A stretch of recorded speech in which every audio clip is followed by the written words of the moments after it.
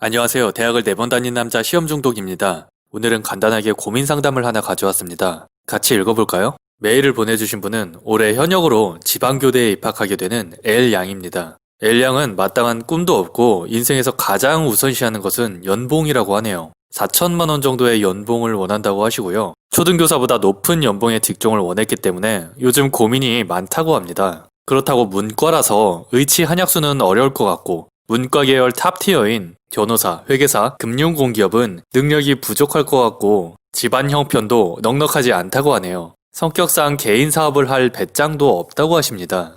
L양이 아주 재미있는 분인 게 선택지를 9가지나 가지고 왔어요. 하나하나 읽어보면서 제 의견을 말해볼게요.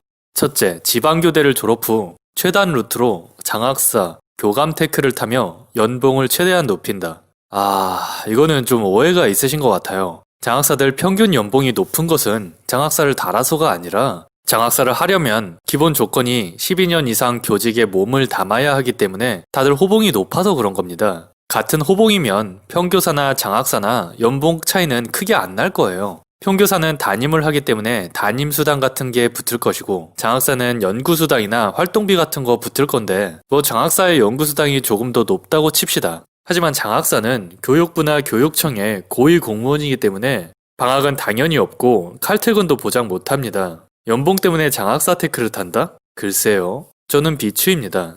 둘째, 교대 생활을 하며 CPA를 준비한다. 이건 비추입니다. CPA는 기본적으로 24학점을 이수하여야 합니다. 회계학 12학점, 경영학 9학점, 경제학 3학점. 교대는 초등교원을 양성하기 위한 특수 목적대이기 때문에 이런 회계, 경영, 경제학 과목이 개설되지 않습니다. 물론 방법이 없는 것은 아닙니다. 독학사를 이용해서 학점을 취득하는 방법이 있는데 절차가 번거롭고 굳이 이렇게까지 할 필요가 있나 싶습니다. 다른 전문직은 몰라도 회계사를 하기 위해서는 무조건적으로 종합대학의 경영대학을 가는 것을 권해드립니다. 번외편으로 세무사 같은 경우는 학점 이수를 요하지 않습니다. 때문에 올해 세무사 합격 수기에서 아주 흥미로운 수기가 있는데 서울교대 출신이에요. 서울교대는 고시 동아리가 있어서 그런지 로스쿨이나 행정고시 또는 세무사 같은 전문직 합격자가 종종 나오더라고요. 그런데 세무사는 무조건적으로 개업을 해야 하는 직종입니다. 소속 세무사 연봉이랑 초등교사 연봉이랑 얼마 차이 안 나요. 본인은 개인 사업할 배짱이 없으시다고 하셔서 이 길은 비추입니다. 셋째, 재수를 통해 서울권 경영대학에 입학하여 CPA를 준비한다. 넷째, 재수를 통해 서울권 경영대학에 입학하여 대기업에 입사한다. 좀 전에 언급한 거죠. 굳이 이래야 되나 싶어요. 제 영상 중에 장수생 교대 보내기 영상이 몇 개 있습니다. 그분들이 모자란 분들이 아니에요. 다들 서성한 이상 졸업하신 분들인데 회사 생활 하시다가 지방교대 가시는 분들입니다. CPA가 호락호락한 시험이 아닙니다. 그리고 붙는다고 해도 꽃길도 아니고요. 제가 아는 여자분은 고대 경영 졸업하고 CPA 바로 합격해서 3일 회계법인에서 2년 근무하고 연봉 깎으면서 공기업으로 이직했습니다. 일이 너무 힘들대요. 연봉 1,000만 원 더 번다고 행복하지 않고 부자 될 수 없습니다.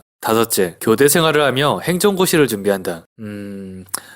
불가능하지는 않습니다. 사례가 없는 것은 아니니까요. 이거는 피셋 기출문제를 뽑아서 풀어보시고 생각하셔도 늦지 않을 것 같아요. 피셋은 극도의 출연형 시험이기 때문에 공부한다고 드라마틱하게 점수가 오르지 않습니다. 때문에 몇 개 풀어봐서 합격권에 택도 없으면 깔끔하게 접으시기 바랍니다. 그리고 본인의 1순위는 연봉이라고 하셨는데 공무원 연봉을 받는 행정고시는 연봉을 보고하는 것이 아니기 때문에 더욱 맞지 않는 길이 아닌가 싶습니다. 여섯째, 3수 이상을 통해 이과 계열 의치 한약수에 입학한다. 너무 많이 듣는 질문입니다. 가능하다면 3수에서라도 가는 것이 손해는 아니라고 생각합니다. 하지만 수학 가형을 포함한 전과목 1등급 자신 있습니까? 정시 파이터도 아니셨고 문과 출신이기 때문에 현실적으로 수학 가형만 2년 해도 1등급 보장 못합니다. 비추하는 테크트리입니다. 일곱째, 재수를 통해 종합대학에 입학하여 견문을 넓히고 진로를 더 찾아본다.